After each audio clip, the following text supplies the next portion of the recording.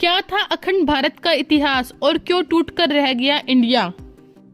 भारत के प्राचीन काल का नक्शा देखा जाए तो वह एक दहाड़ते हुए सींग की तरफ नजर आता है, जिसे हम अखंड भारत का नक्शा भी कहते हैं। अखंड इसलिए क्योंकि समय के साथ भारत का कई भागों में विभाजन हुआ और ये कई भागों में बट गया। पहले के समय में भारत 16 जनपदों में बटा हुआ था। आज तो ये सभी जानते हैं कि बांग्लादेश और पाकिस्तान तो भारत से ही अलग हुए हैं, लेकिन क्या आपको पता है कि इनको मिलाकर करीब 20 से भी ज्यादा देश भारत से अलग हो चुके हैं। 2500 साल पहले भारत अखंड हुआ करता था, लेकिन अरब, तुर्क, शकीय, फूल कुशल, डच, पुर्तगाली, फ्रांसीसी और अंग्रेजों ने मिलकर भारत के कई टुकड़े कर दिए। आज आपको बताते हैं कि अखंड भारत की अवधारणा क्या है और कभी इतने सारे देशों को खुद में समाहित करने वाला अखंड भारत कैसे इतने टुकड़ों में बट गया। हेलो गाइस, मैं आप सभी का अपने यूट्यूब चैनल पर स्वागत करती हूँ। अखंड भारत का अर्थ है अविभाजित परिवार, जिसका भौगोलिक विस्तार प्राचीन काल में बहुत विस्तृत था और इसमें वर्तमान अफगानिस्तान, पाकिस्तान, बांग्लादेश, श्रीलंका, म्यांमार, थाईलैंड शामिल थे।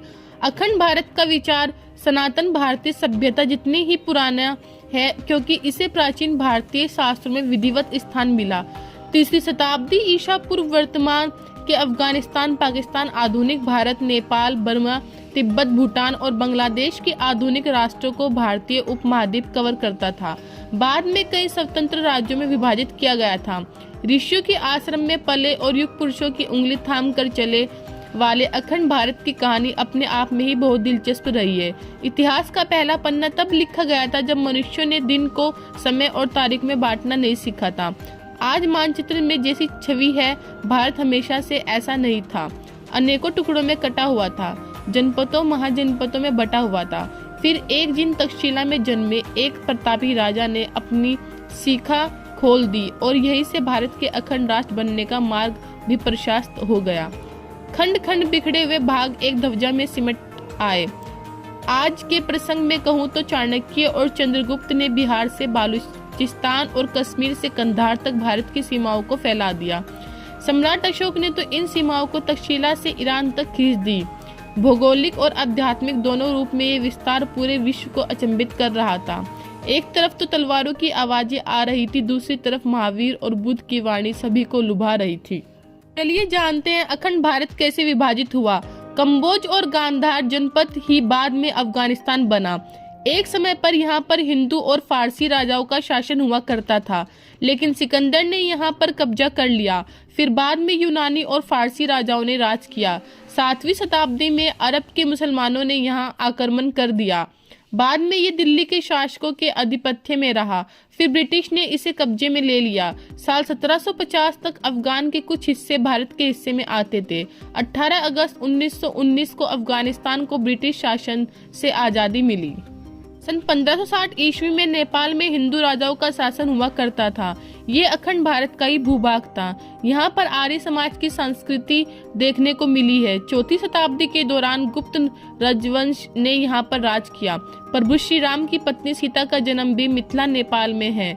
1904 में वर्तमान के बिहार स्थित सुगोली नामक स्थान पर उस समय के पहाड़ी राजाओं के नरेश से संधि कर नेपाल को एक आजाद देश का दर्जा प्रदान कर अपना रेजिडेंट बैठा दिया।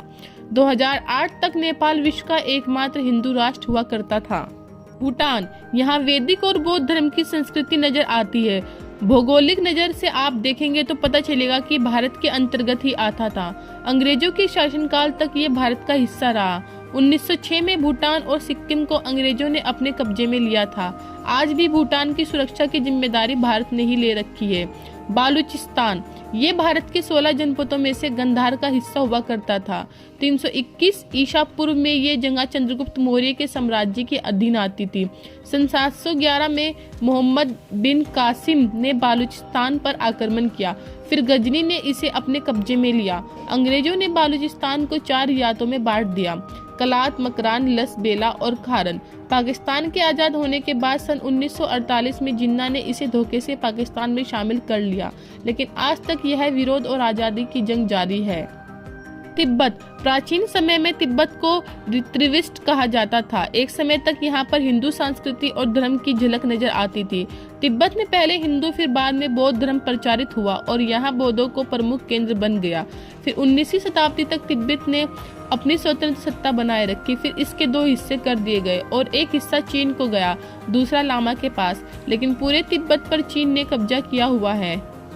ईरान। आपको ये जानकर हैरानी होगी कि एक समय ईरान को आर्यन के नाम से जाना जाता था और यहाँ पर आर्य बसे हुए थे, लेकिन 7वीं शताब्दी के बाद अरबों ने हर जगह इस्लाम का प्रचार प्रसार शुरू किया और ईरान के आर्यों को जबरन इस्लाम कबूल करवाने पर मजबूर किया।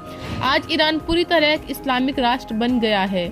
इंडोनेशिया। ये आज के समय में सबसे अधिक मुसलमानों की आबादी वाला देश है, लेकिन यहाँ के लोग हिंदू संस्कृति को मानते हैं। 88% इस्लाम को मानने वाले देश 14वीं शताब्दी तक देश में केवल बौद्ध और हिंदू धर्म की अस्तित्व में थे। 15वीं शताब्दी में इस्लामिक आक्रांताओं के आगमन के साथ यहाँ पर इस्लाम का प्रचार प्रसार शुरू हुआ। मलेशिया। मलय प्रायद्वीप के तौर पर जाने वाला मलेशिया और इसके आसपास के Cambodia, Vietnam, Thailand, Philippines, Singapore सभी अखंड भारत का हिस्सा हुआ करते थे। यहाँ हिंदू आबादी बहुसंख्यक थी, लेकिन विदेशी आक्रांताओं से मलेशिया भी अछूता नहीं रहा। फिर बौद्ध और इस्लाम धर्म का यहाँ इजाफा हुआ।